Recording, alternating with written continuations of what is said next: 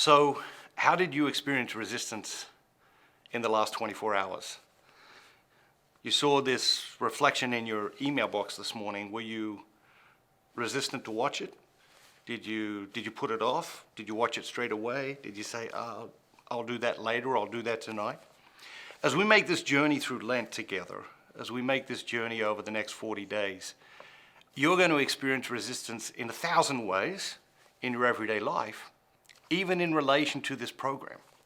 You're going to be resistant to keep watching the videos. Some days you're going to watch the videos, but resistance is going to stop you from doing the reflection.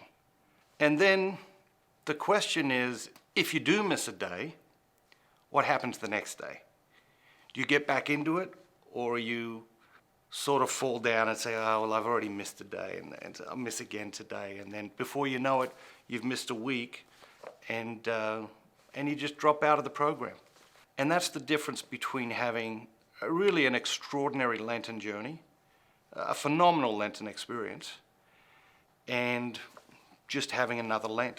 It's the difference between having the best Lent ever and just another Lent. And so what we're talking about here, this concept of resistance, it's real. It's something we experience every day, and it's something we experience in relation to everything. That's really the paradox of happiness, is that we know the things that make us happy. We just don't do them. And very often the reasons we give for not doing them is because we're too busy trying to be happy. It's the stunning paradox that surrounds the desire that we all have for happiness. We want to be happy, but we don't do the things that make us happy because we're too busy trying to be happy. And it relates to all aspects of our lives. So if you think of the 4 aspects of the human person, physically, emotionally, intellectually, and spiritually, I know the things that make me happy.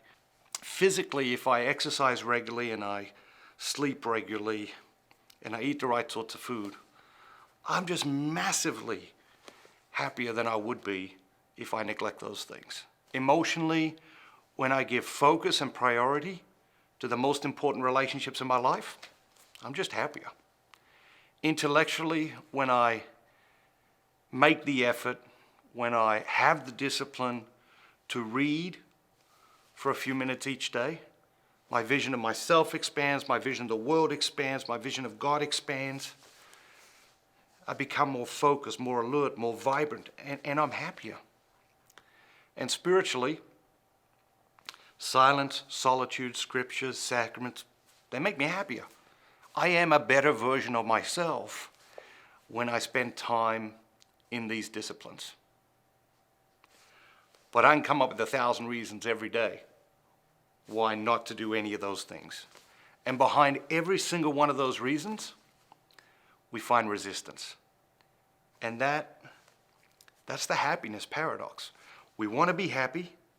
In 90% of cases, we know the things that will make us happy, but we don't do them. Why? Resistance. As we make this journey together, you're going to counter resistance in 1,000 different ways.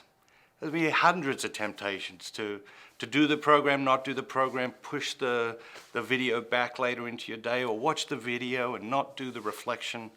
There'll be a lot of temptations along the way, and behind all those temptations, very often, you're going to find resistance.